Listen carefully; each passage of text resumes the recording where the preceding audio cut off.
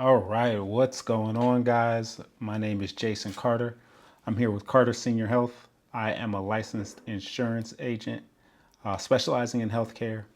And today we are going to have an educational course, and it is entitled Medicare 101, a simple breakdown of parts A, B, C, and D.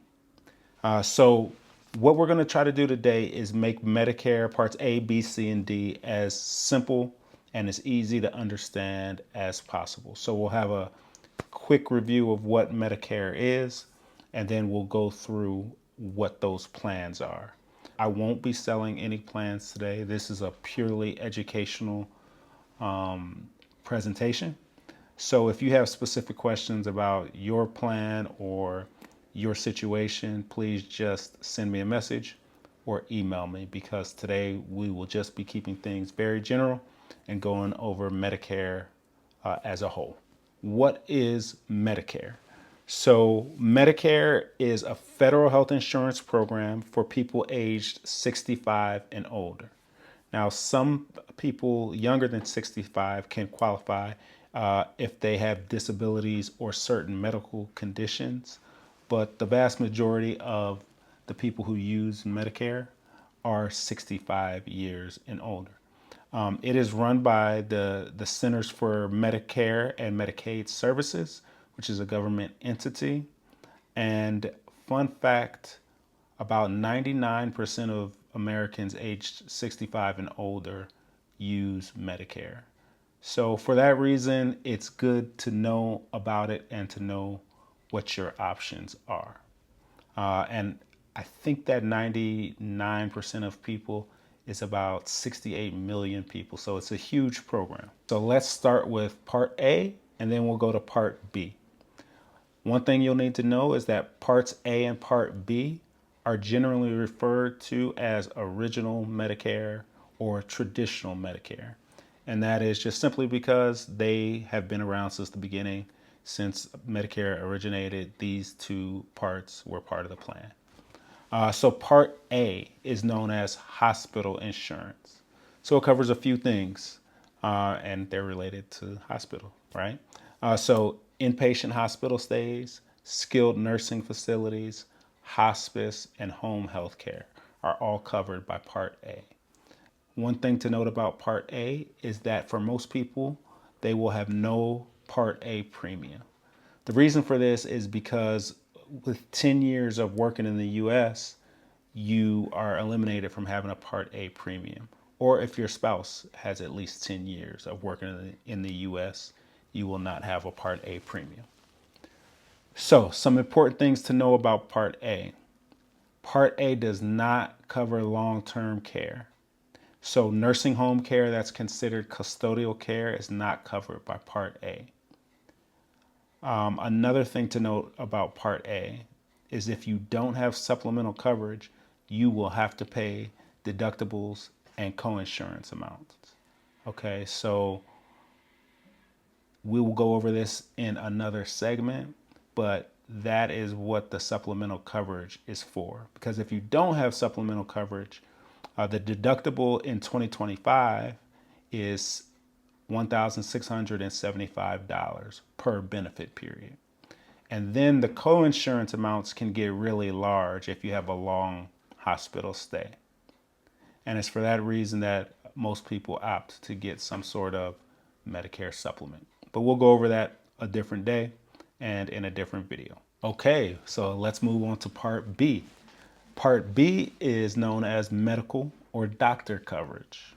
So what are the things that Part B covers?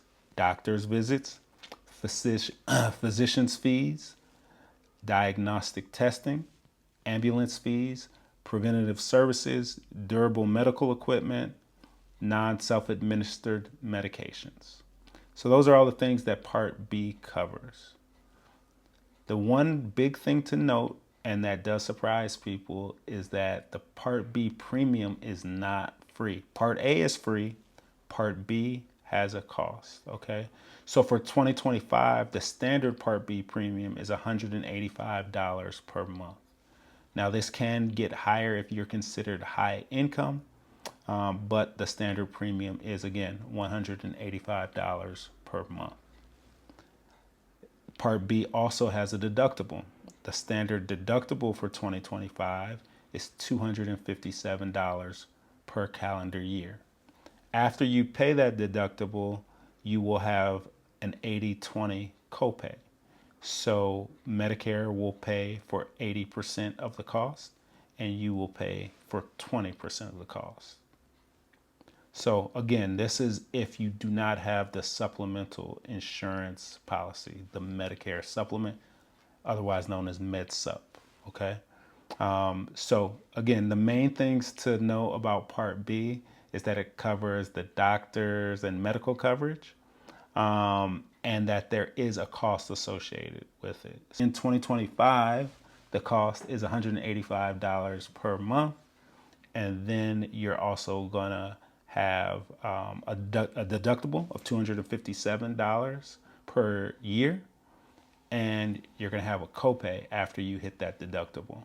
So you're typically going to pay, you are going to pay 20%, and Medicare will cover 80%. So that's what you need to know about Medicare Part B. Next, let's talk about Medicare Advantage, also known as Medicare Part C. So Medicare Advantage is offered by private insurance companies, but it has to be, all these private insurance companies and these plans have to be approved by Medicare and by the federal government. So it's an alternative to original Medicare. So you can choose to use Medicare Advantage or you can choose to use original Medicare.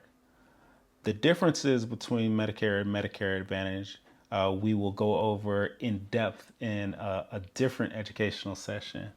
But today, the main thing to know is that Medicare Advantage includes all the benefits of Medicare Part A and Part B, and then they will typically offer additional benefits. So these can be things like dental, vision, or a prescription drug plan. So all of these things can be rolled into one plan, and these are known as the Medicare Advantage plan. One other thing to note is that Medicare Advantage plans typically work like the healthcare plans you would know as HMOs, PPOs. So you'll generally have a network of doctors and hospitals that you'll need to use in your Medicare Advantage plan. One other quick point is that to enroll in a Medicare Advantage plan, you will need to already have been enrolled in Medicare Part A and Medicare Part B. So we're not going to discuss the specific advantages or disadvantages of Medicare Advantage versus traditional Medicare today. But in a future episode, in a future video, we will go over the details of Medicare Advantage versus Medicare, and why different clients choose one or another. What are the pluses and minuses of each plan? Okay, so let's talk about Part D, otherwise known as the prescription drug plans. So what does Part D do? As the name says, it covers your prescription drugs. All right, so all prescription drug plans, Part D plans, are provided by private insurance companies. And all of these plans need to be approved by the federal government. So there are two ways to get your Part D insurance. One is in a bundle with your Medicare Advantage plan, your Part C plan, and the other is a standalone Part D drug plan. Either one of these will cover your prescriptions. So the prices of these plans can vary, but even the most inexpensive plans will typically cover a very large set of generic and name brand drugs. One very important thing to know about the Part D prescription drug plan is that if you delay your enrollment and you are not covered by what's called a creditable prescription drug plan, you could face lifelong financial penalties for that decision. So you don't want to delay, essentially. As soon as you're eligible You're going to want to sign up for a prescription drug plan, even if it's the least expensive one. If you're not using medications, you're not using a bunch of prescriptions. Even if you sign up for a very inexpensive plan, this will typically help you avoid any penalties and fees over the long run. All right, so let's go back over these plans really quickly. Part A, otherwise known as your hospital insurance. Part B, otherwise known as your medical insurance. Part A and Part B together are known as Original Medicare. Part C is another alternative to Part A and Part B, and it's known as Medicare Advantage. So some people choose to have Medicare, Part A and B.